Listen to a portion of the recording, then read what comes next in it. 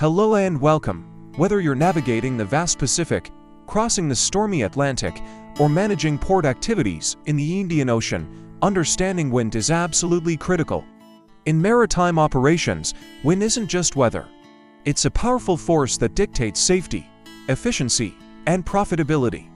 Today, we're diving deep into how to read and interpret wind information from weather charts to master the seas. Let's start with the basics. When you look at a weather chart, what are you seeing? First, you'll notice isobars. These are lines that connect points of equal atmospheric pressure. The key takeaway here is simple. The closer the isobars are to each other, the steeper the pressure gradient, and the stronger the wind. Think of them like contour lines on a topographic map. Steep means fast change. Next up, wind barbs. These are the little arrows that tell you everything you need to know about wind speed and direction at a glance. The barb points in the direction the wind is coming from. The feathers, or barbs, at the other end indicate speed. A full barb is 10 knots, and a half barb is 5 knots. So, a symbol with 2 full barbs and 1 half barb means the wind is blowing at 25 knots. It's an elegant, efficient system once you get the hang of it. You also need to understand pressure systems. High-pressure systems, or anticyclones, generally bring calmer, more stable weather. In the northern hemisphere, wind flows clockwise around a high. Low-pressure systems, or cyclones, are where the action is. They bring stronger, more turbulent winds, with a counterclockwise flow in the northern hemisphere. The opposite is true for the southern hemisphere. Knowing this helps you anticipate the general wind patterns just by locating the highs and lows. Now, how do these elements translate into wind patterns at sea? In the open ocean, far from land, we often see geostrophic winds. These winds blow nearly parallel to the isobars, balanced between the pressure gradient and the Coriolis effect. However, near curved isobars, especially around low-pressure centers, you get gradient winds, which are a bit more complex. And we can't forget local wind effects. Near the coast, land and sea breezes can create daily wind shifts. In mountainous coastal areas or fjords, you might encounter strong katabatic winds, where cold, dense air rushes downslope. And straits can act like funnels, significantly accelerating wind speeds. Always consider the local geography.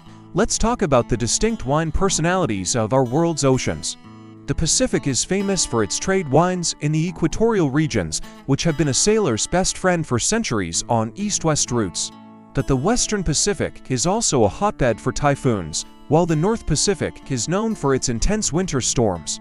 The Atlantic has its own set of challenges, particularly hurricanes, that can wreak havoc on transatlantic routes. The North Atlantic Oscillation, a seesaw of atmospheric pressure between Iceland and the Azores, also heavily influences the strength and path of storms and winds across the ocean. In the Indian Ocean, it's all about the monsoons. These seasonal winds completely reverse direction between summer and winter, dramatically impacting navigation and port schedules. The Bay of Bengal and the Arabian Sea are also frequent hosts to powerful cyclones. And then we have the polar regions. The Antarctic is home to some of the fiercest katabatic winds on the planet, pouring off the ice sheets.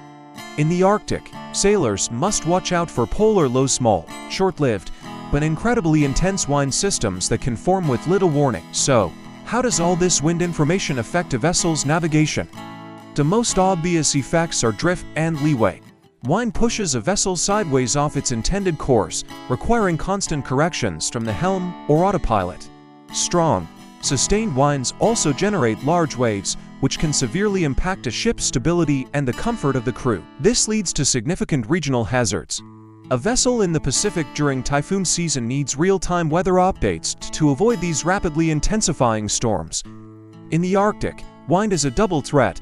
It not only challenges the vessel directly, but also influences the movement of sea ice, creating unpredictable navigational obstacles. The primary mitigation strategy is effective weather routing. This means using weather charts and forecasts to plan a route that avoids the worst of the high wind areas and heavy seas.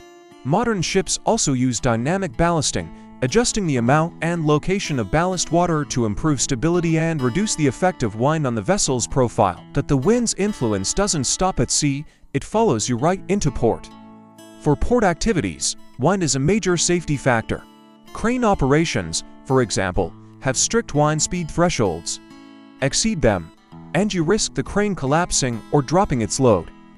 Even handling containers becomes dangerous. Strong winds can cause them to swing uncontrollably.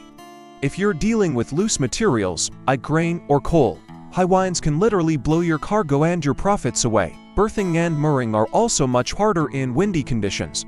Strong crosswinds can make it incredibly difficult to align a massive vessel with the berth, requiring powerful tugs and skilled ship handling. Once moored, high winds put immense strain on mooring lines, increasing the risk of them snapping, which could set the vessel adrift. Different ports face different seasonal challenges. Ports in the Pacific might have to shut down entirely for days during a cyclone. Indian Ocean ports schedule their major operations around the monsoon cycles. And in the polar regions, extreme winds can narrow the operational window for a port to just a few months a year. To handle all this, we rely on advanced tools. Weather routing software is indispensable, combining real-time chart data with sophisticated predictive models to recommend the safest and most efficient routes. Satellite imagery from agencies like NOAA and EUMETSAT provides a bird's-eye view of developing weather systems. On board, anemometers provide real-time wind speed and direction, which can be integrated directly with the ship's navigation systems.